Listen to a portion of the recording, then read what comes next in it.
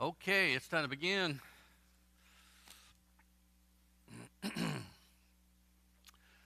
I figured that since it's been 2 weeks since we've studied Isaiah, 2 Sundays, or has it one Sunday? Well, it's been 2 weeks, missed one Sunday, so that's a lot of time to transpire and to expect you to remember all that I've said about it. So I thought it prudent to go all the way back to chapter. No, we're going to start in chapter 8, kind of review what, summarize what we talked about, 2 Sundays ago, and then lead up to our lesson today. I hope that you're finding Isaiah to be an interesting book in the Bible. It touches on so many things, and I haven't even explored with you all the messianic prophecies that are in Isaiah. There's going to be like, when I finish this first section, I might do a lesson and give you all the verses that are alluded to or quoted in the New Testament out of the book of Isaiah. It's fascinating how it connects with the New Testament. But we're in a period of history where the king of Judah is, who is it? Who is it? Ahaz. Ahaz is the king. And the situation is not a kind one to him, the circumstances in regard to his, reign in the southern kingdom of Israel is being threatened by enemies, really all around him. But primarily the ones who are instigating threats and making threats and, strategically coming up with a plan to defeat and destroy Judah and Ahaz are basically two basic smaller nations. That's the northern kingdom of Israel, and then the other one is Syria.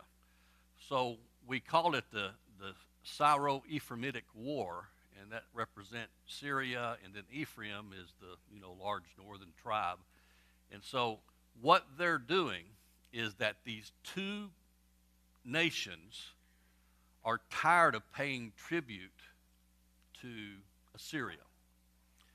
And their plan is to align, make a cooperative among several smaller nations that if they could, come together, they might have some strength and power to, ward off Assyrian attack. The Assyrians might think twice, if everybody is unified against them. But Ahaz is aware of Assyria's power, and he's scared also of the northern nations that are trying to pressure him to align with them against the Assyrians. So that's where we began in chapter 7, where we have the first message that Isaiah says to Ahaz, and the first sign. And the sign is a child, and its name, Shear Yashub, and the name means that the ones who are threatening you, don't worry about them, don't fear them, because when I'm done with them, only a remnant shall return to their homeland. In other words, the population of northern Israel and Syria will be no more. So he's not to concern himself with the threats and be overwhelmed by them.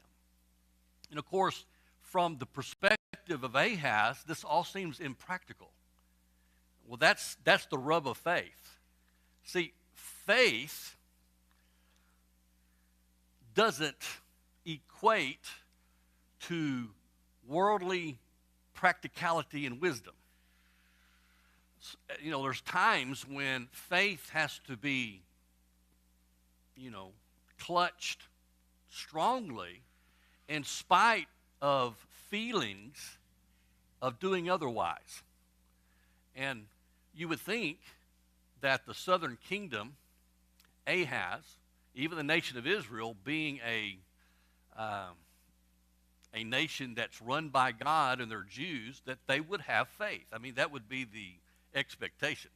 But we know through the history of Israel that's not been the case of a lot of the people who would be the Jews. So Ahaz is having trouble. So God seeks to encourage him with the first sign, Shear-Yashub. God, after Ahaz, still shows some wavering between seeking out help from the Egyptians or perhaps making, an agreement and seeking out help with the Assyrians against the Syrians, against Assyria, against the Syrians and northern kingdom. He's contemplating making an alliance to preserve his territory, his family, his palace, his reign. So God sends a second sign, and it's another child. And the name of the child is Emmanuel. And the message is an encouraging one to Ahaz that he has nothing to fear again because God is with us. Well, that didn't seem to have any effect on Ahaz. When he saw Shear-Yashub, or little Emmanuel, and they continued to be a placard, a sign saying, trust God, have faith in him, Ahaz wasn't looking, not noticing, he was looking to other things. It's impractical to him. How's God going to save us when we have these nations and these people are threatening me? This is real stuff. This isn't, it's sometimes like what people say, you have real life, then you have religion. You go and do your religion on Sundays, or Bible studies, stuff like that. That's fine. But then you go into real life, and there seems to be a divide between the two in a lot of people's mind. Of course, from the standpoint of Scripture, that's not so. Life is faith from God's point of view. So, since Ahaz rejects the sign of Emmanuel, God goes ahead and produces another sign, just to provide, it seems, 3 witnesses that are going to confirm that what God has been saying is going to come true.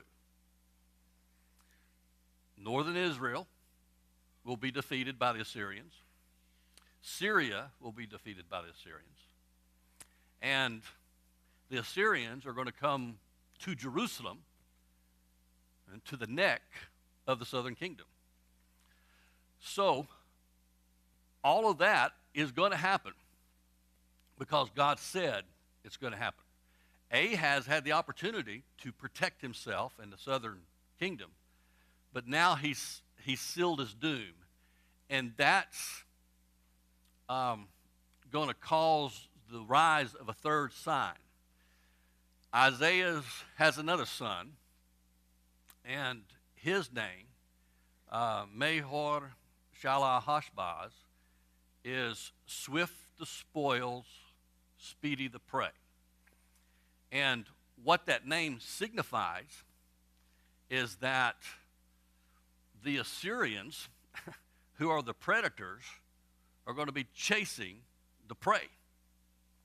And God describes the Assyrians and what they're going to do. And so in these 3 sons and their names, these children and their names, they become a witness against Ahaz, because the things are going to be fulfilled. And the word of God will be confirmed by the fulfillment of these things. So those are the 3 signs that are given to Ahaz. Ahaz still has an opportunity to turn, but he doesn't. He doesn't repent, doesn't do anything. So, in chapter 8, beginning in verse, let's say verse 5, is it? Yes. Again, the Lord spoke to me further, saying, and so we are given the answer of Ahaz, who represents the southern kingdom, to the messages God has been sending him. Inasmuch as these people have what? Rejected the gently flowing waters of Shiloh. That's a description of God's message and his protection and all of that. They're going to incur the raging storm or waters of the Assyrians. Okay, this is neat imagery, I think, in the text of describing how Ahaz has sealed his doom. Okay, if you can think of, I don't know, your experience with waterfalls or floods or anything like that. You've seen things on television when there's been a tsunami or tidal wave or, things that have happened. That's the imagery. You have God is depicted as the gently flowing waters. Okay, peace, protection. If you have gently flowing waters, everything is fine. But when you have the raging storm, it's indicating danger and what's coming to Ahaz. So we already know Ahaz's decision. Also at this point, Ahaz has been rejected by God. There's going to be someone else that's going to come up who we'll look at next week, another child, another son will be given, and he will have another name. But these three sons that we've just mentioned are the last witness and testimony to Ahaz and to the people of Judah. So, to our outline sheet, the situation, of course, it's grim for Ahaz. The Assyrians are powerful, and they didn't want to agitate them. If they formed an alliance, then Ahaz is scared that the Assyrians, are going to overtake them. They don't want to agitate. They want to kind of placate the Assyrians. And Judah is willing to do that. The other nations don't want to do that. They want to fight against the Assyrians. They have to pay them tribute every year. It's an enormous amount of money, taxation. And you just can't continue to do that without your people becoming, impoverished. So, Syria, northern Israel, they want Ahaz to align with them against the Assyrians. We have the three children that continue to say to Ahaz, don't do it. Don't trust in human wisdom. Don't trust in men, people. Trust in God. That's all you need to do. It sounds very simple, doesn't it? I mean, it sounds simple. This has to be the worst situation in Ahaz's life. And he's told by God simply, and it sounds trite, trust me. It's almost sometimes how people view spiritual things. Like we say sometimes, well, at least I can pray for you. At least. You see what I'm saying? See how we're not getting the point because we think it's kind of trite. And when people want or in need and to talk about prayer, it's almost like a disconnect. What I need is this. I don't need the prayer, I need this. But I'll pray for you. The best thing that we could ever do is to approach God in trust in prayer, right? But the rub of faith is always that belief that seems so simple, trust God, And what we see around us seems so ominous that there's got to be something else. Well, I think this is what Ahaz is facing, and at times, I'm sure in this new year we'll have situations like that. Maybe not on the scale of Ahaz, but in our own, personal sphere of life. So, Ahaz cannot bring himself to trust God. Therefore, he seals his doom. And I wanted to read this next sentence. No more signs would be given to Ahaz. The fourth child that's mentioned next week is not a sign for Ahaz. It is a sign of a new beginning, of an application, I think, in the context of Isaiah, that's going to represent a king who arises who will be the polar opposite of Ahaz, Hezekiah. But just like Emmanuel, I think there's an ultimate messianic fulfillment in Jesus of being the perfect king, because Hezekiah, although he's good, he's not perfect. And we'll see that in Isaiah and how Isaiah describes it. The point of Isaiah is this, and we'll see it in the reading. Quit putting your trust in human beings. That's the whole point. Stop doing that. You can respect human beings and their ability and their wisdom and all this, but don't fall in adoration to them. Don't trust them as you would trust God. And that will be repeated in chapter 8. So, the children and the message of Isaiah stood as the testimony of God's final word to Ahaz. Nothing else is going to be spoken. He's got the witnesses. He has Isaiah that's been constantly sent to him. And so, we begin in Isaiah 8 and verse 9. Now, I did split up what seems to be a unit. The reason I broke it off at verse 9 in Isaiah 8 is there seems to be a shift in the direction.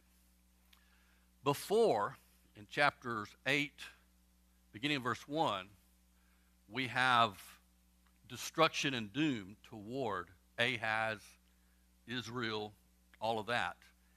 Then, when you go to verse 9, there seems to be an emphasis or an encouragement or an exhortation to believers to remain strong. And so we're seeing a connection of what we might call the divine remnant or the believing remnant, those who choose to trust in God. What's going to happen to them? Well, this is the answer that we see in Isaiah 8. Now, he says to all people, be broken, O people, and be shattered, and give ear, all remote places of the earth. Gird yourselves, yet be shattered. Gird yourselves, yet be shattered. Devise a plan, but it will be thwarted. State a proposal, but it will not stand, for God is with us. Okay, so we have a reassertion of the antagonists of the southern kingdom. The pronouncement of God through Isaiah is, your plans are worthless. You will not succeed. Anything that you devise, the smartest people in the room who come up with a plan to take Ahaz or do whatever, it's not going to stand. God is with us. We trust him. For thus, verse 11, for thus the Lord spoke to me with a mighty power and instructed me not to walk in the way of this people. Now, in this particular portion, this is a word that's spoken to Isaiah. It's a personal exhortation to him, to remind him You be faithful and don't doubt. Don't waver in your fidelity and trust to me. Don't listen to the things that are going on. Don't worry about any rumors that are happening. You be faithful. So that's God's exhortation, personal exhortation to Isaiah. Now, I find that kind of interesting that God is saying this to Isaiah. We have to understand that Isaiah is not the Christ. He's a human being. He's a prophet. And God seeks to encourage him and also warn him to remain true and don't waver. Now, beginning in verse 12, the you there is not Isaiah. See, in English, the second person singular, we use you in formal, writing and all that. And the second person plural is you. I always have to deal with this in my language classes, how they translate. Now, I know y'all, we kind of, there's colloquialisms that happen because we know there's a distinction and we're trying to make a distinction.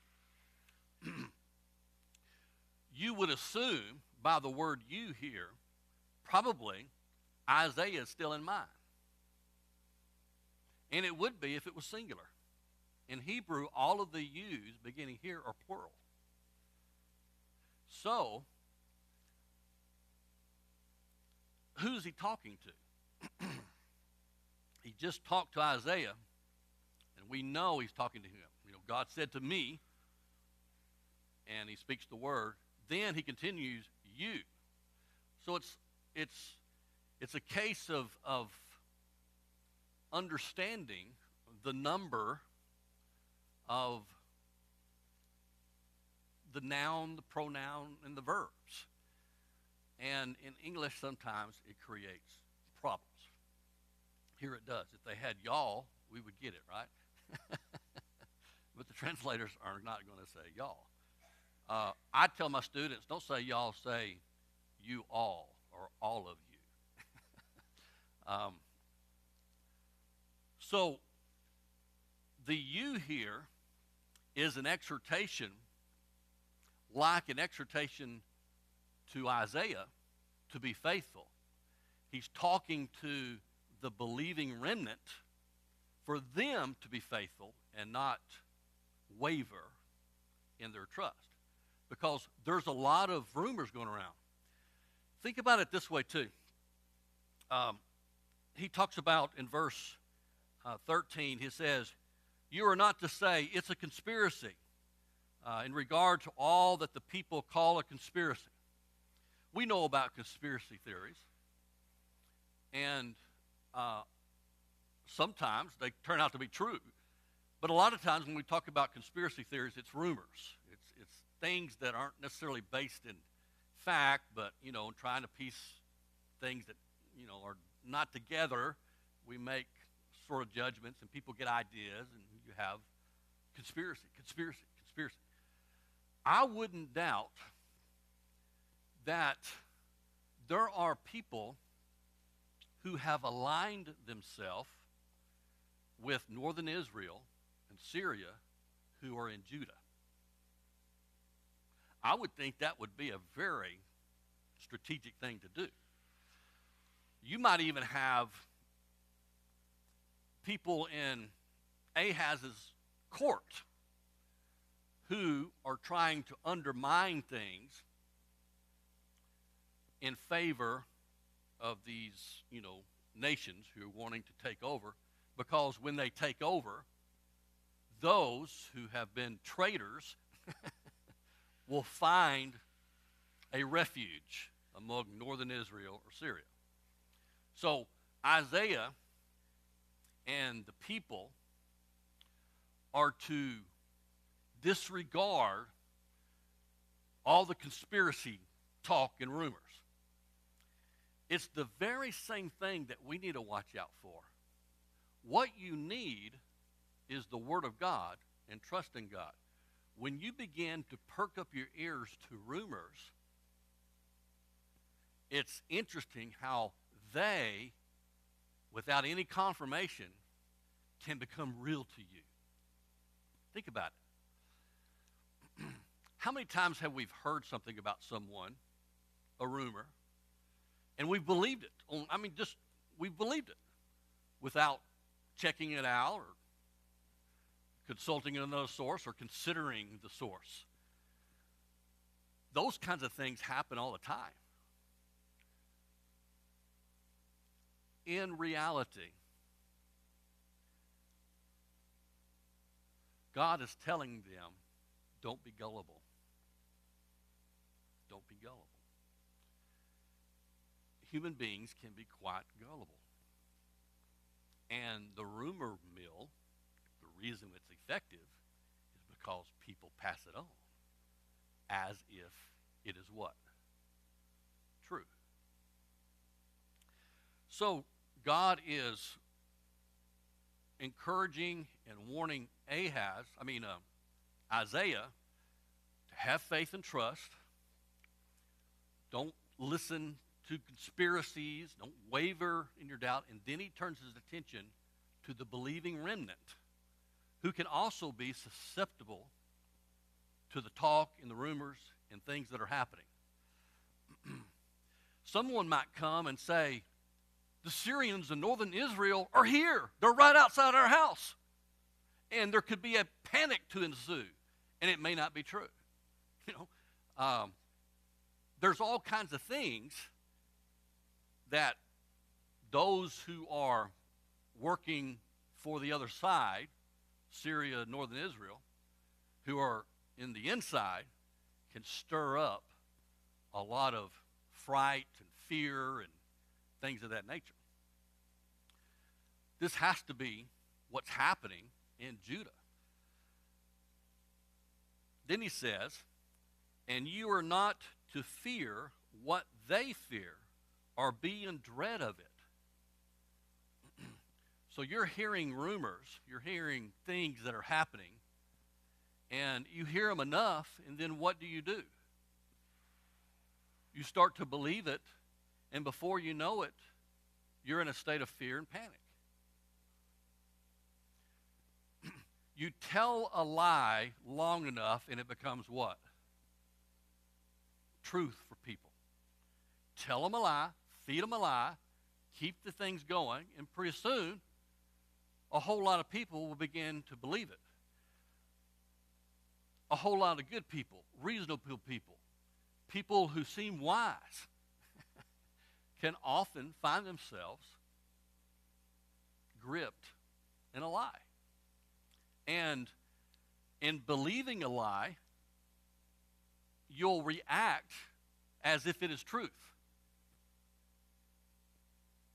So there is this warning to those who want to trust in God to be wary of conspiracy, to be wary of things that are said, and don't be in fear. God, through Isaiah, is giving a message to the believing remnant. Be faithful despite what you hear and what you think you know. Trust in me. Listen to what he says. He says, it is the Lord of hosts whom you should regard as holy, and he shall be your what? Fear. Fear God and keep his commandments, for this is the whole of man. And he shall be your dread. Okay? Then he shall become a sanctuary. Look at this. This is great. This is good preaching stuff here. You see, do this, then this occurs. See the condition? If you will fear and dread me, in other words, trust me, quit putting your faith in what you hear and the threats of those enemies of yours and all that. Don't waver in your faith. Trust me. Then I will become your sanctuary. What's a sanctuary?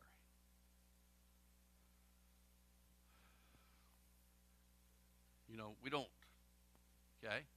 It comes from, it's a derivative of the word holy. Hebrew, a lot of times, will take a noun, like holy, and prefix it with a consonant. It's an M sound, a mem in Hebrew.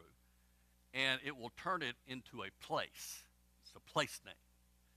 And literally, it's a holy place.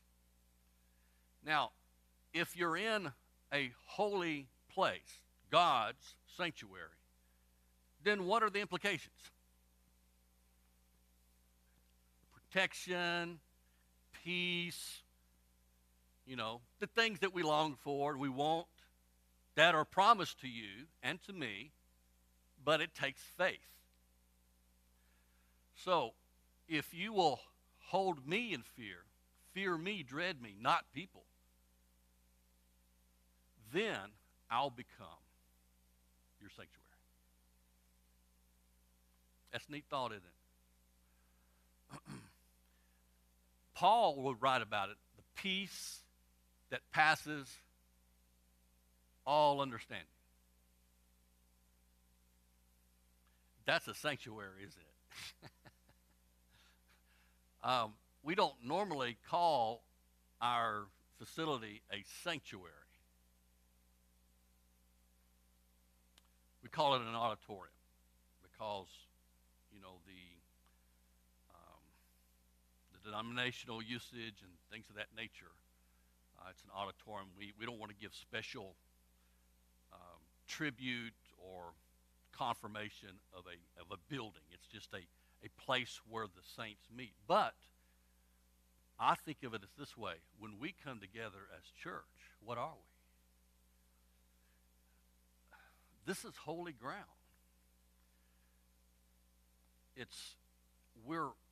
We've come together. We've made the place holy because we're a holy nation, God's people. You see what I'm saying?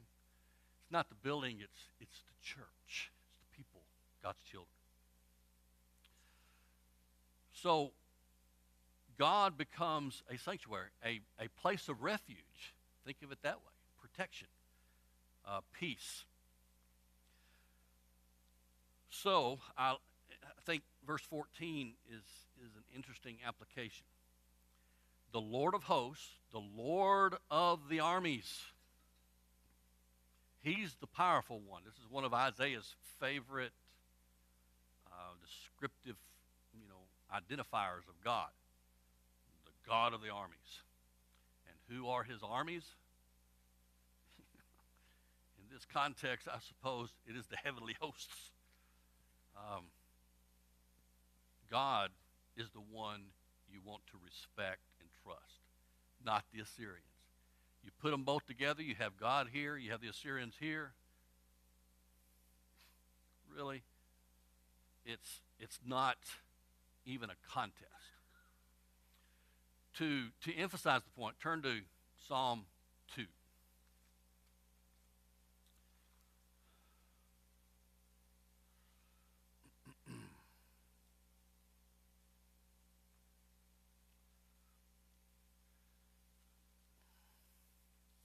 This is one of the places where God is described as laughing.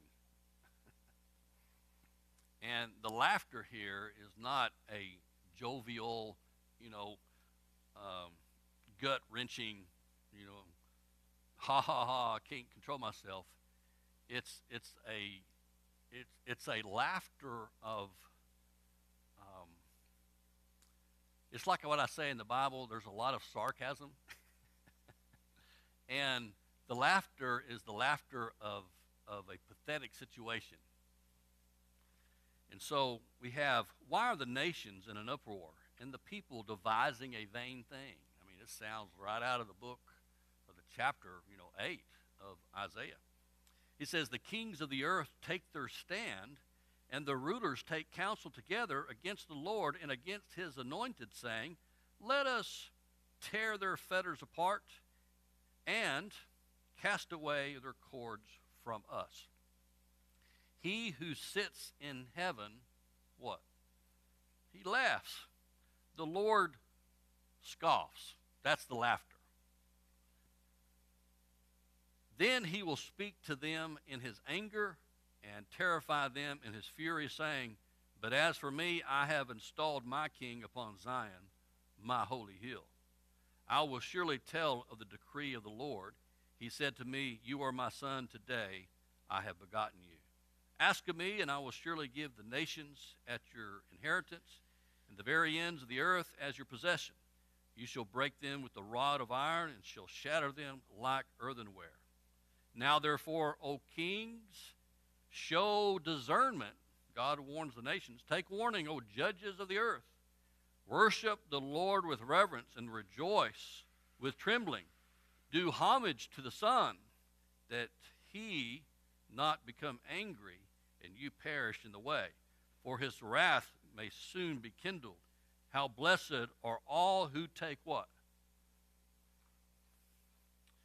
I think Psalm 2 is messianic as well as applicable to the time of Isaiah. Go ahead. Yeah, absolutely. Yeah, yeah. It's a common message. That would tell me, if it's repeated all the time, what's our greatest temptation? Do what? What's our greatest temptation? Well, unbelief. Unbelief causes us to do what? Rejecting God, trusting in other things. And someone, some nation, some president, some king, some army, some what? That's what the book of Hebrews is about. How the heart can be seared with unbelief. That's our greatest temptation. I mean, that would be the foundation where all temptations are. Because to trust God leads us in a different direction. Paul would say the way of escape. What is the way of escape from temptation? God will provide a way of escape. See, we always look for some particular sign, perhaps the way of escape. It's going back to the cross, to belief, to trust again. That's the way of escape. Like, David's been teaching Daniel on Wednesday. 3 Jews thrown into the fiery furnace.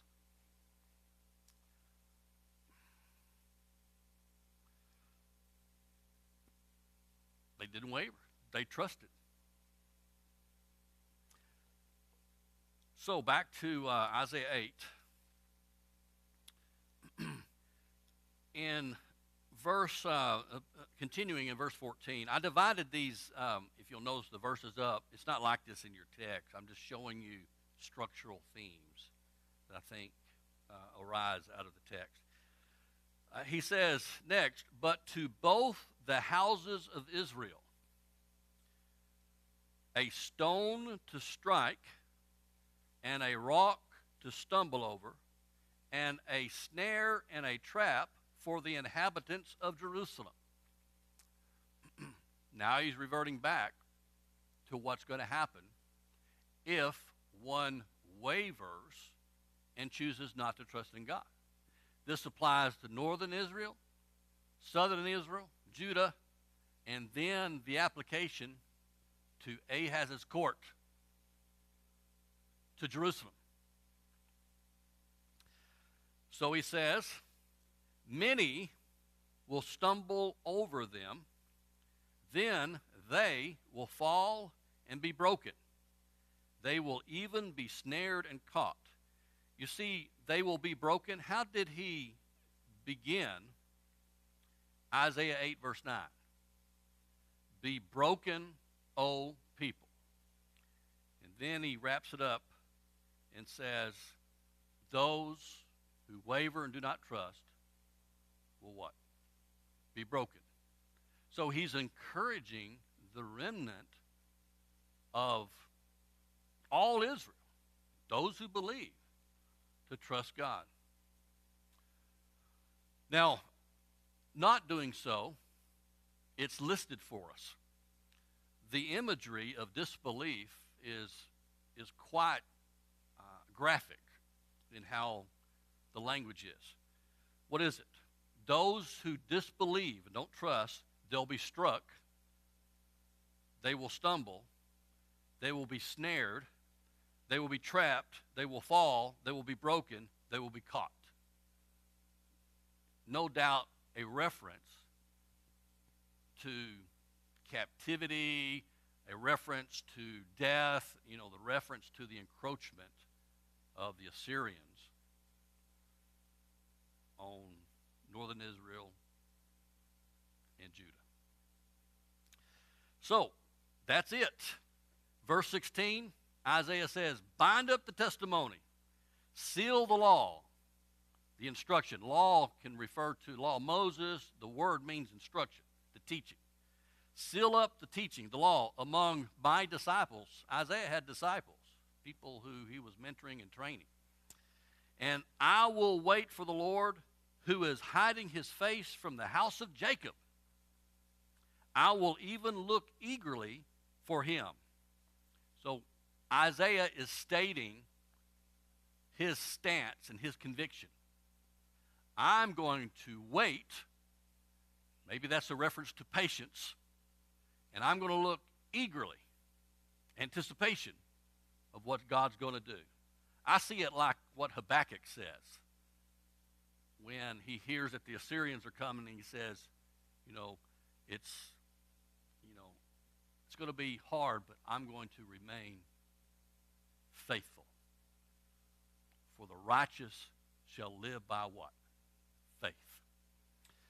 So, verse 18, behold, I and the children whom the Lord has given me for signs and wonders in Israel from the Lord of hosts, who dwells on Mount Zion.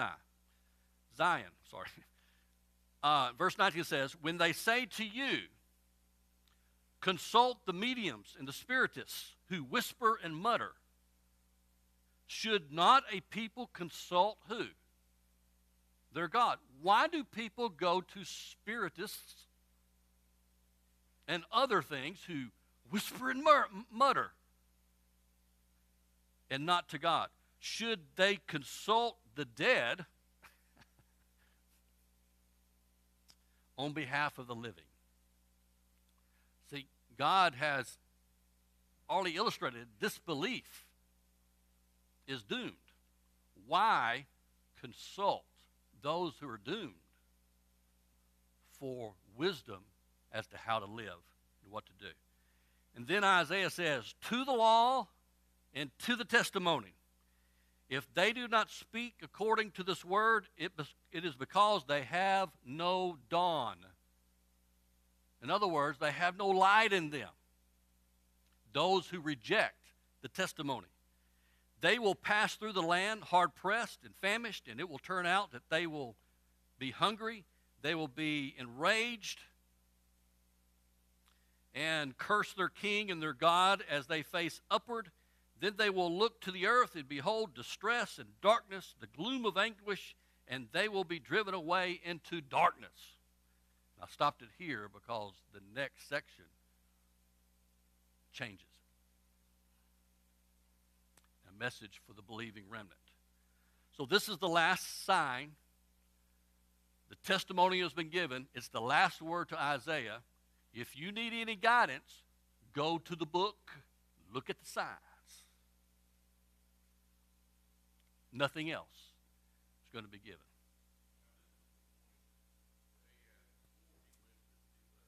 Yeah.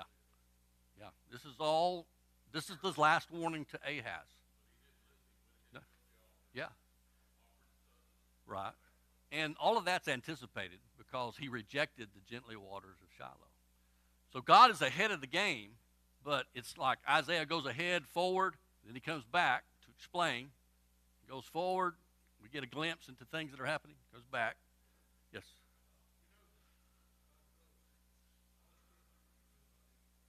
Uh-huh.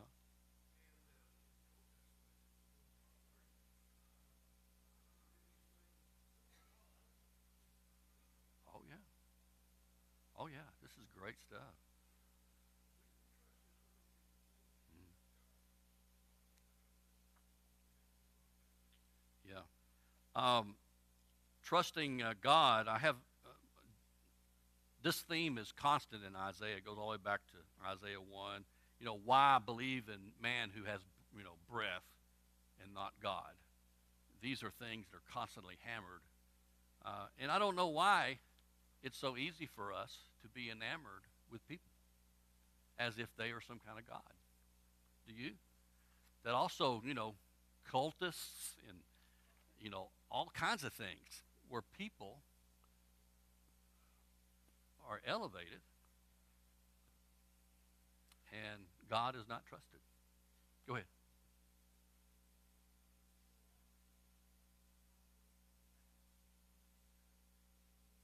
Mm. Yeah, I think that's